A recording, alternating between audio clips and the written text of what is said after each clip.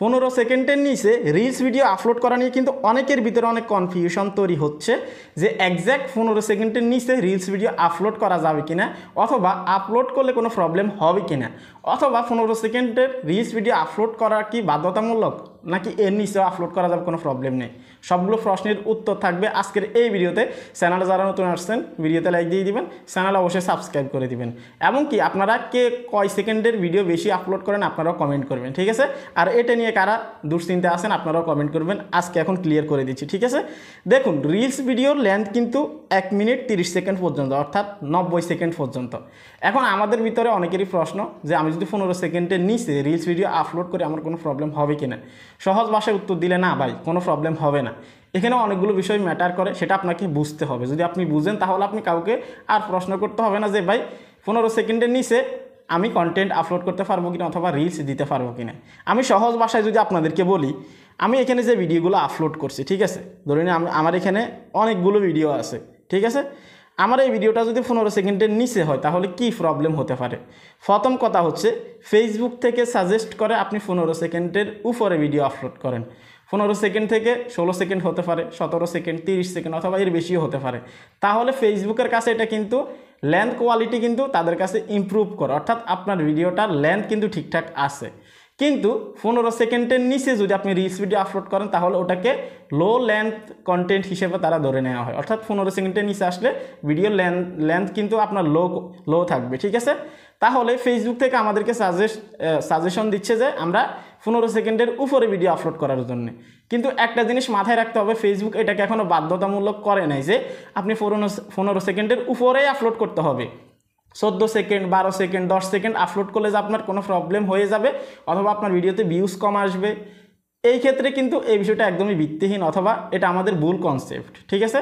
আমরা এই ভুল কনসেপ্ট থেকে বের হয়ে আসতে হবে। 15 সেকেন্ডের নিচে ভিডিও দিলেও আপনার ভিডিওতে ভিউজ আসবে, মিলিয়ন ভিউজ হিট করবে, এটার প্রতি কোনো সন্দেহ নেই, ঠিক আছে।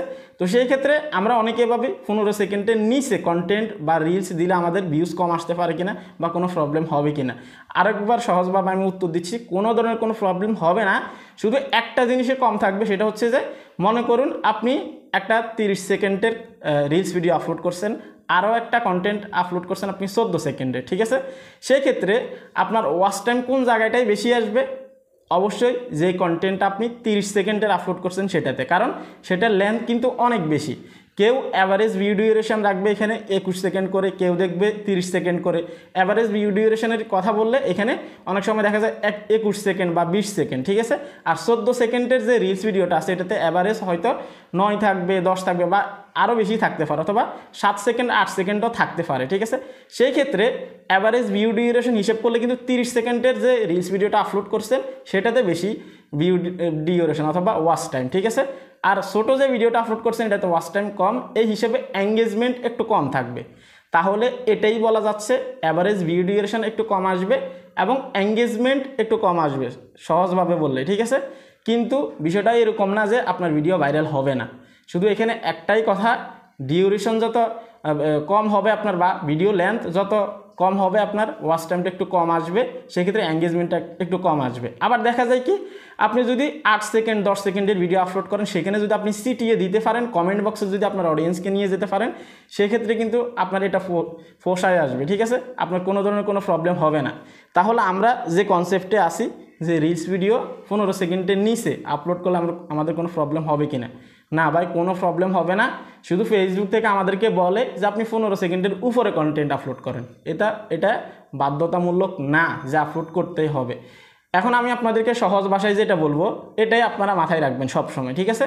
ধরে নিন আপনি এতদিন থেকে যে লেন্থে ভিডিও আপলোড করছেন, হতে পারে 30 থেকে 40 সেকেন্ডের ভিতরে, আবার কারো ক্ষেত্রে হতে পারে আপনি 90 সেকেন্ডের কন্টেন্টে আপলোড করছেন। তো আপনার যেই লেন্থে ভিডিওটা বেশি র্যাঙ্ক করতেছে, বেশি ভিউজ আসতেছে, সেই লেন্থে আপনি রাখুন, কোনো সমস্যা নেই, ঠিক আছে। আপনাকে 15 সেকেন্ডের নিচে আপলোড করতে হবে, অথবা আপনি যদি 90 সেকেন্ড আপলোড করতেছেন আপলোড করতে পারবেন, অথবা 90 সেকেন্ডে আপনাকে আপলোড করতে হবে, বিষয়টা এরকম না।